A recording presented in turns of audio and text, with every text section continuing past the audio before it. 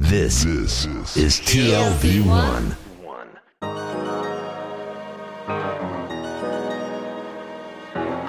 The Tel Aviv Review with Gilad Halpern.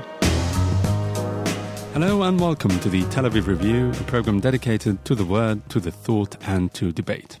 I'm your host Gilad Halpern, and every week I'll be engaging in close encounters of the intellectual kind with writers and scholars, or simply people of ideas of all types and vocations who have done something to make our lives a tad more interesting. My guest today is a historian of architecture teaching at the Sapir Academic College and at Ben-Gurion University of the Negev, whose latest study analyzes the architecture in Israel-Palestine through a post-colonial perspective. Dr. Inbal Ben-Asher Gitler, welcome to the Tel Aviv Review. Thank you. So before we go local, as it were, I'd like to start with a broader question about the link between architecture and politics or ideology. Because if we take, for example, art history, there's an entire academic discipline that is dedicated to studying art in a political and social context. Now, architecture, on the other hand, I would think, is similar in a way, but different at the same time because it also has a functional aspect. So what can you tell us about the similarities and differences between studying art and architecture in this sense? Well, I think you've touched on the main point of architecture as being functional. And this, of course, has been the case all throughout history. And what it means, I think, is that at times architecture can be even more ideological and political because you almost always have a patron, even if it's a private person building his house in a city or in a village, whereas the artist in art history has definitely in our times a very, very broad choice of topics and approaches. With architecture, you're always more dependent on ideology, on materials, even on funding. Is architecture always ideological in a way? No, I think, and this, of course, is subject to a lot of debate. Architecture is not always ideological. Sometimes it can be a part of a trend. Sometimes it expresses, local or international influences, which express a very personal taste or something which is very, very specific of a time and a place. Although there are some who argue that even when you go down to a very specific building or a private dwelling, even that is ideological because it expresses, a certain culture. Mm-hmm. So there's really no way of escaping it, is there? I mean, I'm trying to understand what would qualify as ideological, even to those people who say ideology is pervasive. It's everywhere in every brick wall ever erected. What do they describe and qualify as ideological? I think that for them, the ideological is the essence of working within a framework of life, of economy, of today. Usually you have a state or a government within which you act, and this, I think, lies at the premise, of this assumption. Mm-hmm. I see. So, if we look at an ideological framework that is really relevant to our topic today, and that is, of course, colonialism and post-colonialism, it's definitely ideological. And if we try to apply it to our little strip of land here in the Middle East, it is somewhat problematic, especially as opposed to other places, because the debate whether the Zionist settlement of this country is colonialism or not is still going on. How does your research feed into that debate? Well, my initial, the point where I like to begin is to ask questions that are derived from post-colonial theory. And post-colonial theory, which started out as a field that looked originally mostly at literature and only then expanded to other fields, poses several sets of questions, of course, depending on who you read and who you think is the strongest theorist, so to say. And the set of questions that they structure is first in attempting to define whether a situation in the 20th century is appropriate in some way, to a larger extent or to a smaller extent, if it's appropriate to other colonial or post-colonial frameworks. And then one of the nicest things I think that have been shown is that this is a very flexible thing. Mm-hmm. So it's like a blanket theory that you can adjust to your topic according to your needs and what you're trying to show. Is that what you're saying?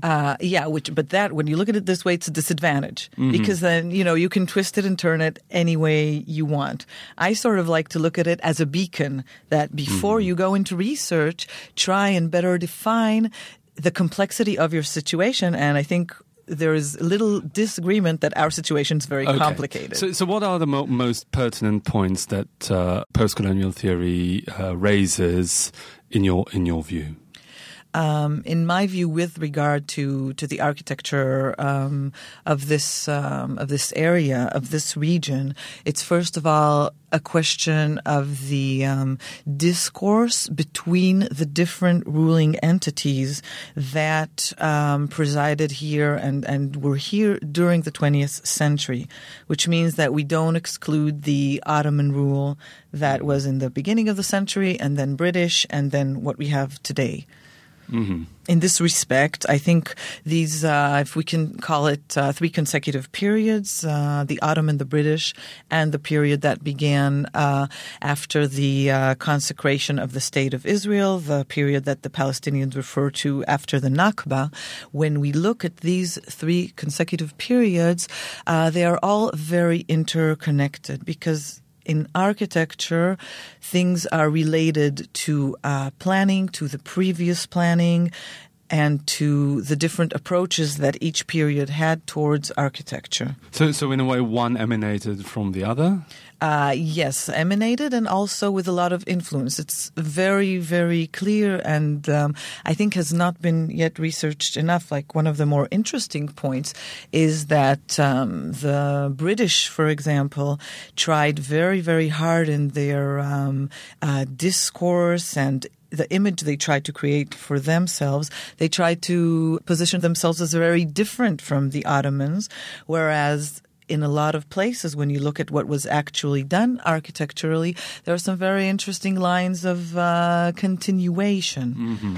And also, if we look at the British, the big empire where the sun never sets, or set in the past, Palestine, the Holy Land, signified other things to the British Empire and to Western civilization in general, as opposed to other colonial territories.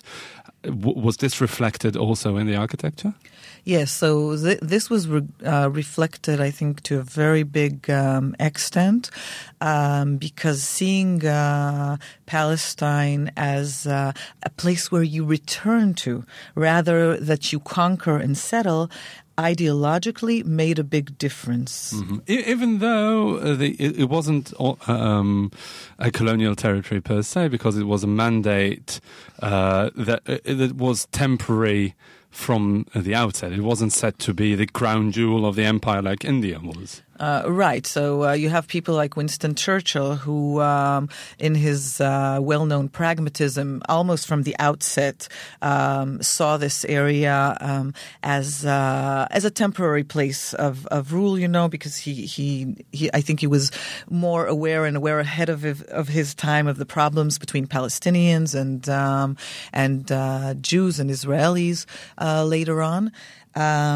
But there's also this very, very prevalent dichotomy, whereas on the one hand, they know it's temporary and legally it's temporary because it's mandated by the UN. On the other hand, some of the major buildings and the scope of the urban plans are huge. They're very, very thorough. They're very, very extended. The buildings, the more famous and well-known buildings in Jerusalem were done at a huge investment with a lot of symbolism, with a lot of ideology. So it's always interesting to look at it because it doesn't reflect the temporariness, rather. Can you give us an example of a building that is perhaps the textbook example, the flagship of British architecture in Palestine that actually reflects all that you just said? Yeah, well, I think... And how? I think the flagship, and I would choose a public building rather than something which is more private, is the Rockefeller Museum that was consecrated as a museum in an age where museums were meant to educate. So there is an act here which is very characteristic of colonialism, where you want to educate the people for whom you built it, which means, the Palestinians and the Jews living here at the time. And it really is a significant building because as a museum, it was meant to house archaeology from, the entire history of Palestine and Eretz Israel. Of course, Christian, not just Muslim, Jewish, and something that would represent each religion and a lot of civilizations. So the huge investment in it is that, the plan is very, very complex with a lot of galleries and a meeting room and a library and a beautiful yard that has been a source of inspiration to many Israeli architects afterwards. It's built of Jerusalem stone, which was considered the, official material of choice. To this day. Yeah, to this day because of the antiquity of the city to sort of connect to the past.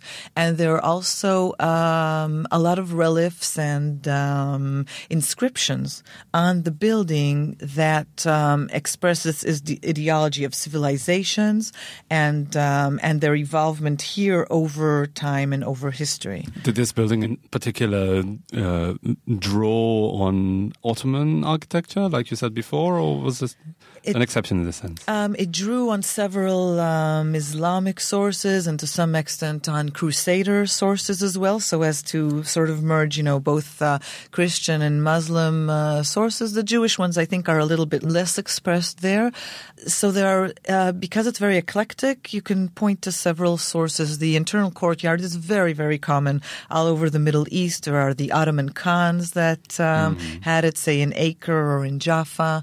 And you think that it was done on purpose, this eclectic character of the building, to show the historical continuity that in itself is ideological, saying our presence here in the 20th century is a direct continuation of centuries of Western or Christian affinity to the Holy Land. Yeah, this is a very clear expression of ideology to express, again, history and to express histories, in plural, that there are several histories that created this area. And, it's built at a time where the British still have, a dream and a certain level of optimism in actually having the region, live in peace with a lot of coexistence. And this is what the building is meant to express. What about Jewish architects during that same period? The genesis of Zionism, when it was still in full swing, trying to establish its presence on the land. Of course, architecture was one of the arms of doing that. How did the group of Jewish architects interact with the broader scheme of things? Well, first of all, I would not necessarily look at them as a group, and some research has already shown, that they had their own distinct and separate ideologies, and there were several phases. There was an initial phase where they were looking at a lot of Arab models, from dwellings to the more official and larger buildings, as a source of inspiration when they were looking for original, what at a time was called sort of Hebraic architecture. architecture. And they said, okay, what's been going on in the region for centuries? This should probably be our source of inspiration. So this was the initial search. And over time, with the advent of modernism in Europe, and today most historians also relate the changes to the changes here and the growing tension between the Palestinians and Jews. With the growing of that tension, they gradually rejected these models or made them more abstract.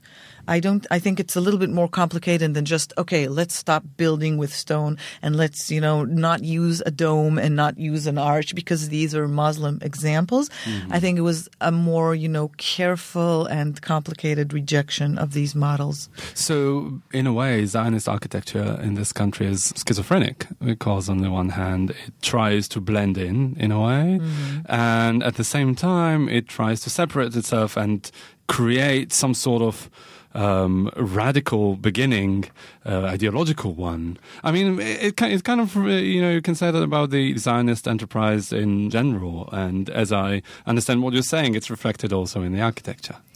Yes, I think I can agree with that. I think it is, however, important to remember when we look at it from a global perspective that architects coming to work in a different land, whether because they have been invited there or whether because they emigrated there, always create this dichotomy. This sort of relates to what we said at the outset, that not everything is necessarily ideological. When you make such a significant geographical switch, since architecture is functional, you adapt to the climate, you adapt to the materials. So this is a dichotomy that you can see everywhere, whether it's in a European who emigrated to the United States and starts to build there, or as is in our case. I do, however, think that in our case, you definitely see an ideology attached to this because they want to make their mark, the Zionists that come here, because they want to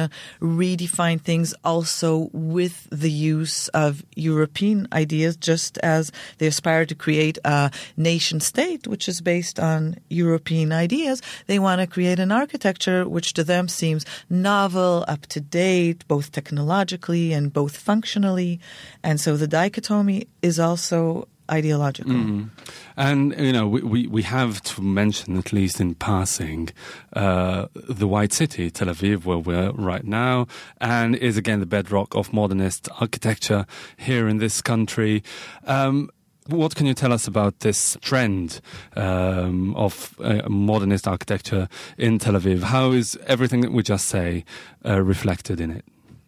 Well, Tel Aviv, of course, is an excellent example for these reflections. And this architecture was constructed in Haifa and in Rehovot as well, but of course Tel Aviv had the bulk of these things. In Tel Aviv, it is expressed by the arrival of architects with a European training. When they arrive here in Israel, up until even the mid-30s, I would say, there is still no architectural training here. The Technion Institute of Technology actually starts operating in 1924. Mm-hmm. So during this white city phenomenon that we see, most of the architects are still trained in Europe. So they bring European ideologies. And as far as Zionism is concerned, within the British mandate, they indeed want to make their mark as a mark that has progressive architecture to reflect Zionist ideology as bringing progress to the Middle East, which we can see, in the bringing of this style here.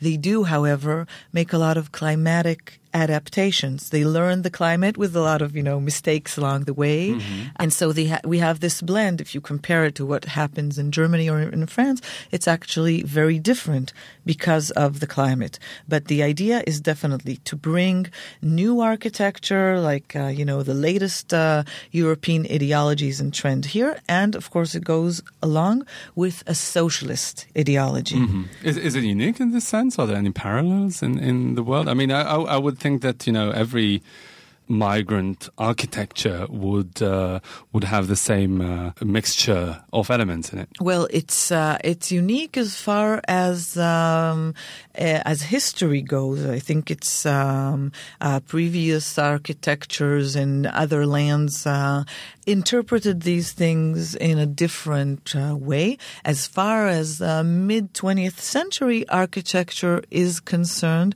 there is a reason why it's called the international style, because this socialist ideology was indeed, well, there were attempts to adapt it and to adapt its architecture in several parts of the world. Tel Aviv and the White City are unique, again, both in their geography and, again, because here there was a certain adaptation that takes place in the context of the British Mandate, of a foreign rule, of a very, very contested region, both politically and religiously. And I do think this does affect architecture. It's, its scale, again, materials, and how you deal with what you have around you. Yeah.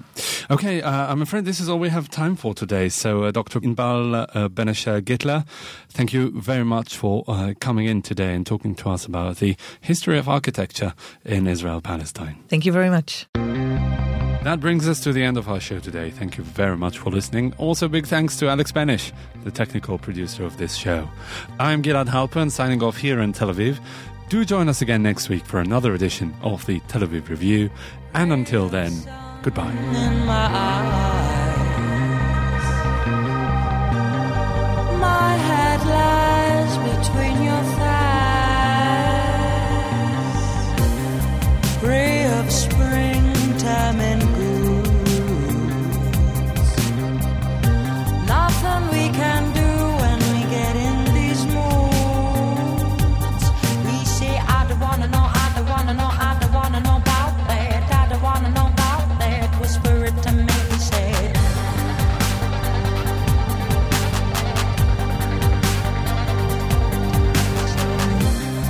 Now the good days are here. Your eyes glow in spite of fear.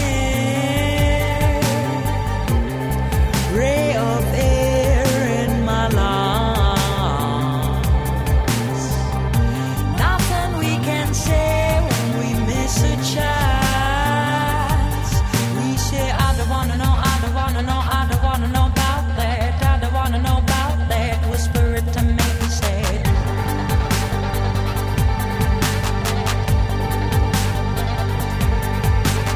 All I see, all I feel, all I know, I do my best to let the flow lead me. All I hear, all I mean, all I show, I do my best to let the flow heal me. Whisper it to me, he said. Whisper it to me, he said.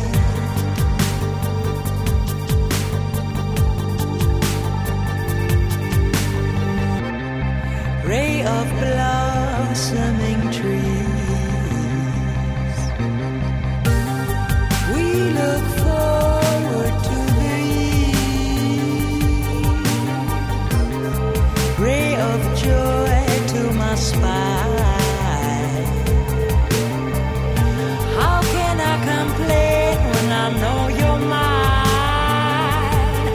We say, I don't wanna know, I don't wanna know, I don't wanna know about that. I don't wanna know about that. Whisper it to me, say.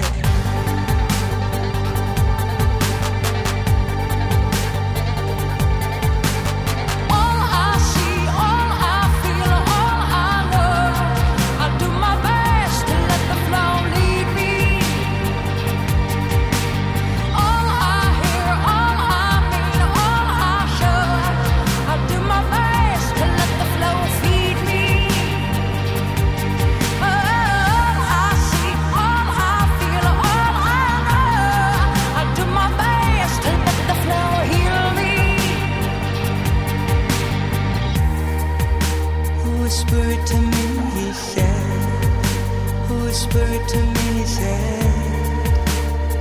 he said.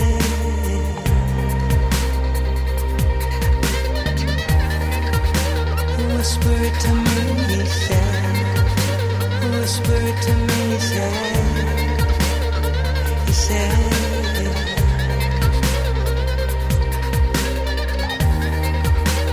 Whisper it to me, he said. Whisper it to me, he said.